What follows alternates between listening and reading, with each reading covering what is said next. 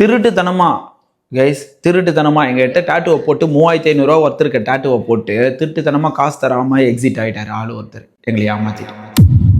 So சீரியஸாகவே ரொம்ப கஷ்டமாக இருக்குது. லைஃப் டைமில் ஃபர்ஸ்ட் டைம் இந்த மாதிரி நடக்கிறது. ஸோ இப்படி திருட்டுத்தனமாக ஒருத்தர் போகிறது, அப்பாவோட டாட்டுவை போடுறதுக்காக வந்தார். அப்பாவோட டாட்டுவை போட வந்துட்டு எப்படி இப்படி தப்பாக பண்ண தோணுச்சுன்னு எனக்கு தெரியல. இதில் வேற எந்த நம்பிக்கையில் அவர் பண்ணாருன்னே தெரியல. ஸ்டூடியோவில் சுற்றி கேமரா இருக்குது, 14 கேமரா இருக்குது. இதில் அவர் வேற எங்கேருந்து வந்தேன்னு சொல்லிட்டாரு. ஐநாவத்துலேருந்து வரேன் அண்டு நான் மெட்ரோவில் வேலை செய்கிறேன், கலர் வேற வச்சிருக்கிறாரு ஃப்ரெண்ட்டில். இதில் மேட்ரு என்னன்னா, ஐநாவத்தில் அவ்வளோ ஃப்ரெண்டுங்க நம்மளுக்கு இருக்கிறாங்க. அதில் நம்மளுக்கு சப்போர்ட்டரோ ஃபேனோ ஒருத்தர் தம்பிகிட்ட போய் போடுப்பா முடி வெட்டுறவர் சொல்லி அமைச்சிருக்காரு. அப்படி தான் வந்திருக்காரு.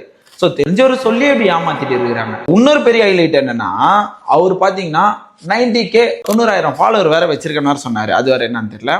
ஸோ இப்போ இதில் ஏன் சொல்கிறேன் அப்படின்னா, மக்களால் இப்போ உங்களை ஃபைண்ட் அவுட் பண்ண முடியாது ப்ரோ. ஆனால் நீங்கள் ஒரு 2-3 நாள் நான் பார்ப்பேன், உடனே எனக்கு நீங்கள் ஜிபே கூட பண்ணிடலாம், அந்த அமௌண்ட்டை நீங்கள் ட்ரான்ஸ்ஃபர் பண்ணலை அப்படின்னு பார்த்தீங்கன்னா, ஸோ அடுத்தது உங்களை மக்கள் ஃபைண்ட் அவுட் பண்ணுறாங்க. ஏன்னா நான் உங்களோட ஃபோட்டோவையும் உங்களோட வீடியோவையும் அண்டு உங்கள் அழகாக கலர் வச்ச முகத்தையும் நீங்கள் போட்டிருக்க டேட்டுவையும் நான் ரிவீல் பண்ணுறேன். ஸோ ஈஸியாக ஃபைண்ட் அவுட் உங்களை பண்ணுறாங்க. அதுக்கப்புறம் ஈஸியாகவும் என்னால் கம்ப்ளைண்ட்டும் கொடுக்க முடியும். வேணாம் பிரதர், இது வந்து ஒரு மெமரி, அது ஒரு அழகான ஆர்ட்டை அசிங்கப்படுத்தாதீங்க. என்ன இருந்தாலும் நாங்கள் ஒரு 10 ரூபானாலும் நாங்களும் கஷ்டப்பட்டு தான் சம்பாதிக்கிறோம். கழுத்து வலிக்க முதுகு வலிக்க சாடாமல் கொள்ளாமல் உங்களுக்கு அவ்வளோ நேரம் டைம் ஸ்பெண்ட் பண்ணி. வேணாம் பிரதர், ஏமாத்தாதீங்க பிரதர், யாரையுமே போட்டு விட்டுருங்க பிரதர். இது உங்களுக்கு ஒரு வார்னிங்காக வச்சுக்கோங்க.